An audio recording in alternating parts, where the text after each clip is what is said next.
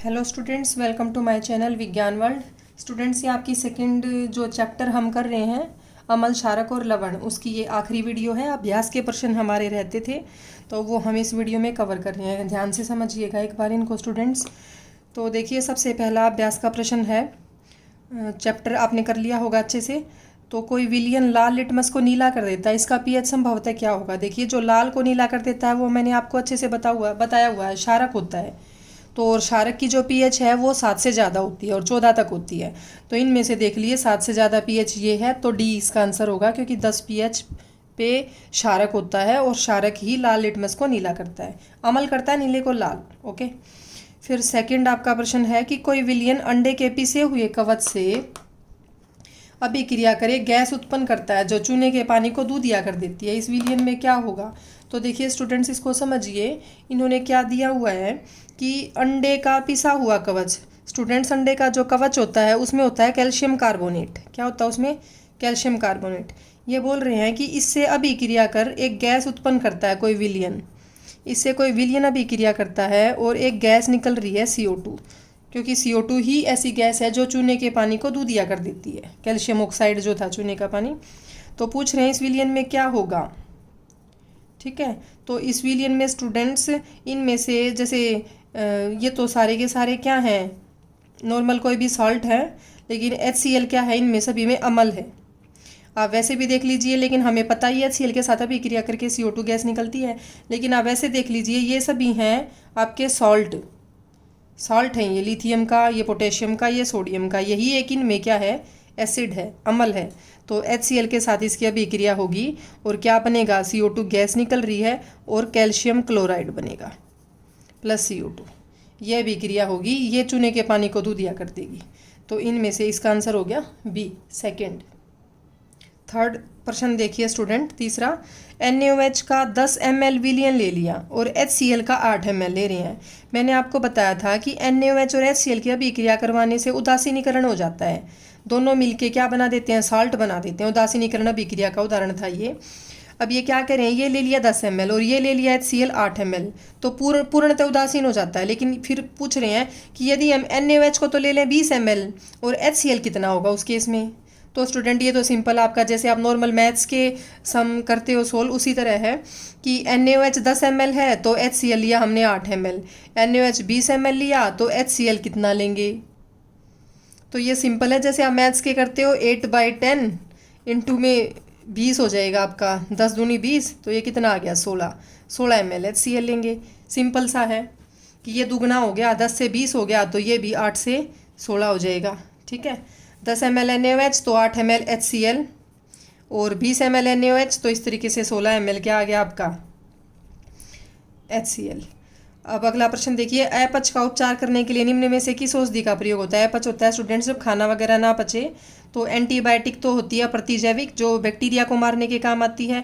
Analgesic होती है pain killer, जो दर्द को निवारक दवाइयाँ होती है, दर्द को कम करती है। एंटासिड मैंने आपको बताया था, वही अपच का उपचार करने के लिए, एसिडिटी अम्लता को कम करने के लिए होती है।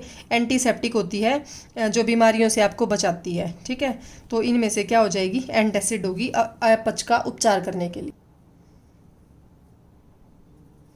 ये देखिए आपका पांचवा प्रश्न आ गया, चौथा तो हो गया कि निम्न अभिक्रिया के लिए पहले शब्द समीकरण लिखने हैं, उसके बाद संतुलित समीकरण लिखने हैं।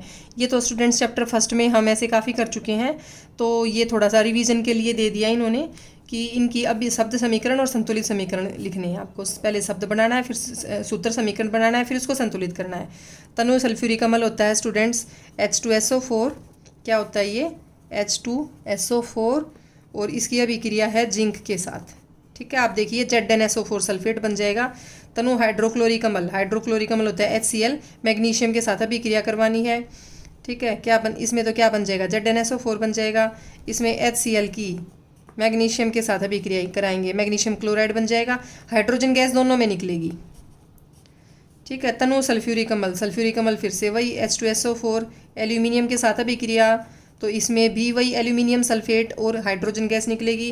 तनु हाइड्रोक्लोरिक अम्ल की लोहे के साथ अभिक्रिया, लोह चूर्ण के साथ, तो इसमें भी स्टूडेंट्स क्या बनेगी, हाइड्रोजन गैस बनेगी। तो ये बिल्कुल एक जैसी अभिक्रिया है, ये आप अपने आप कर सकते हैं। सभी में क्या बनेंगे, आपने इतना चैप्टर पढ़ा है तो ये तो आपको जरूर आना चाहिए। ZnSO4 मैग्नीशियम क्लोराइड बनेगा, एल्यूमिनियम सल्फेट बनेगा और आयरन क्लोराइड बनेगा, और सभी केसेस में हाइड्रोजन गैस आपकी निकल जाएगी और फिर आपको उसे संतुलित करना है।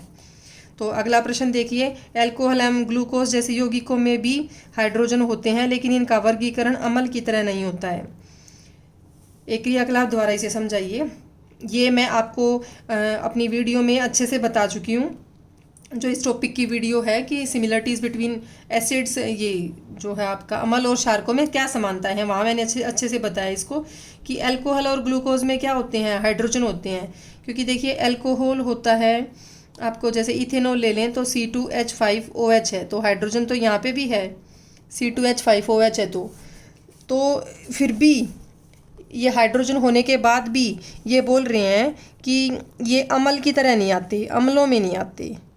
ठीक है, क्यों? क्योंकि ये क्या नहीं करते, ये विद्युत का चालन नहीं करते, क्योंकि इनके आयन नहीं बनते, हाइड्रोजन आयन में विभाजित ये नहीं होते। ठीक है, आपको इतना ही देना है।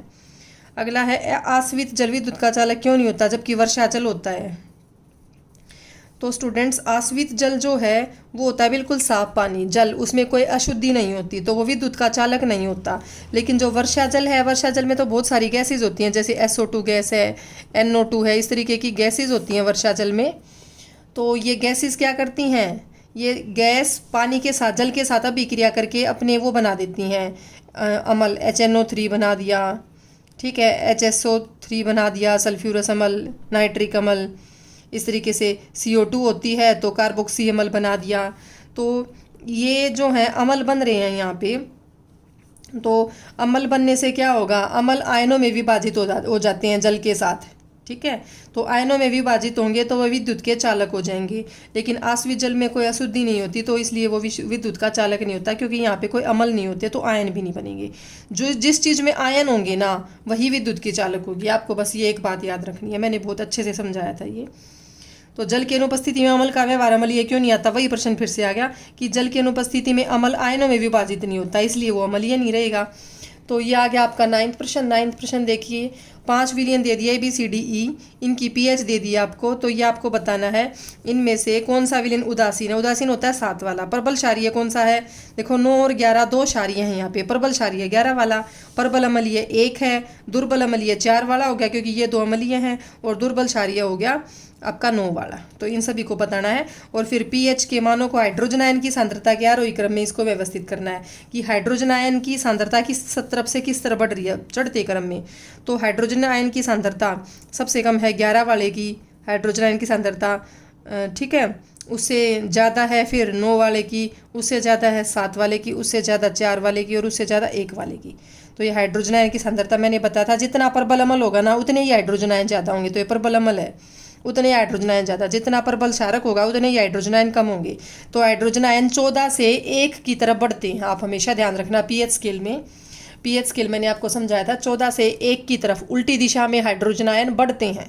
तो ये हो गया इसका आयन, हाइड्रोजन आयन की सांद्रता का आरोही क्रम।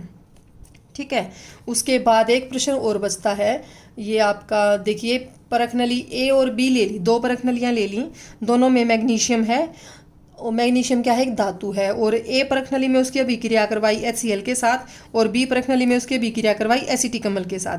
तो ये पूछ रहे हैं दोनों में अम्ल बराबर है, सांद्रता बराबर है उनकी, लेकिन तेजी से बुदबुदाहट किस में होगी। तो स्टूडेंट्स, आपको ये ध्यान रखना है कि मैग्नीशियम के साथ अभिक्रिया करके जो HCl है, यहाँ पे भी आई थी अभिक्रिया, ये जो संतुलित वाला चैप्टर है इसमें भी आ रहा है ये, तो इसके साथ अभिक्रिया करके मैग्नीशियम क्लोराइड बन जाता है और H2 गैस निकलेगी।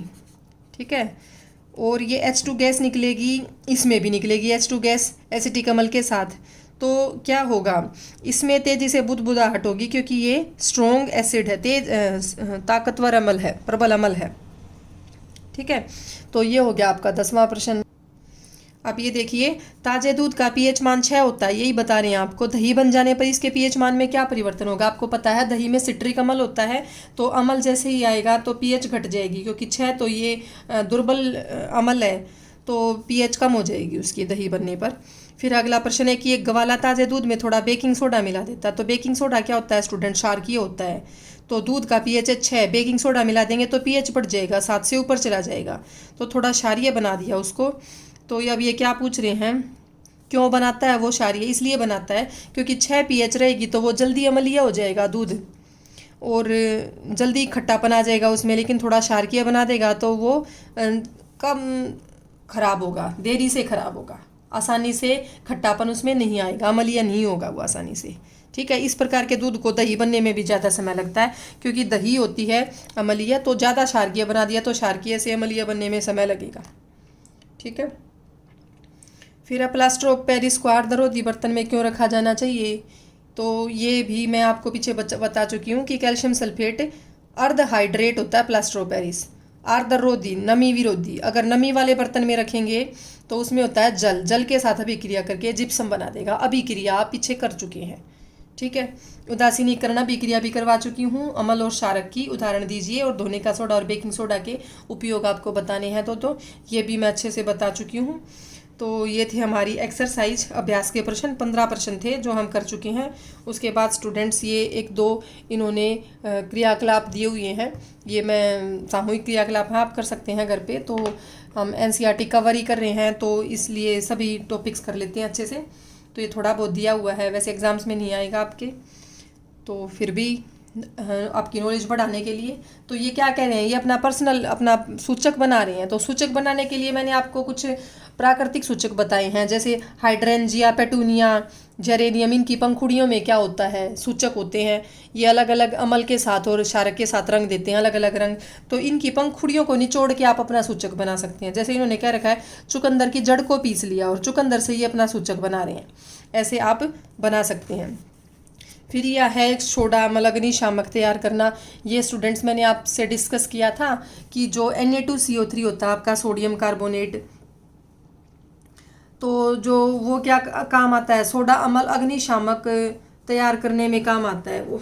ठीक है, सोडियम हाइड्रोजन कार्बोनेट NaHCO3। तो सोडा वो लेंगे, बेकिंग सोडा, और अम्ल लेंगे यहाँ पे आपका सल्फ्यूरिक अम्ल ले लिया। तो इन दोनों से मिलके और CO2 गैस उत्पन्न होगी। तो CO2 गैस जो उत्पन्न होगी वो आपका अग्निशामक का काम करेगी, आपका आग बुझाने का काम करेगी, क्योंकि CO2 गैस की प्रकृति ही ऐसी होती है। तो ये एक सोडा अम्ल अग्निशामक तैयार कर रहे हैं। तो स्टूडेंट्स ये था हमारा आज का लास्ट वीडियो, सेकंड जो है आपका चैप्टर, दूसरे पार्ट का आखिरी वीडियो था। अभ्यास के प्रश्न हमने कर लिए हैं। तो ये सभी आप अपना प्रैक्टिस करेंगे, कॉपी में नोट डाउन भी करेंगे आप इन्हें, ताकि अच्छे से समझ आ जाए, ध्यान रह जाए बाद में। तो ये हो गया हमारा स्टूडेंट्स सेकंड लेसन कंप्लीट हो गया। अगर आपको ये अभ्यास के प्रश्न समझ आए हों तो मेरी इस वीडियो को लाइक ज़रूर कीजिएगा।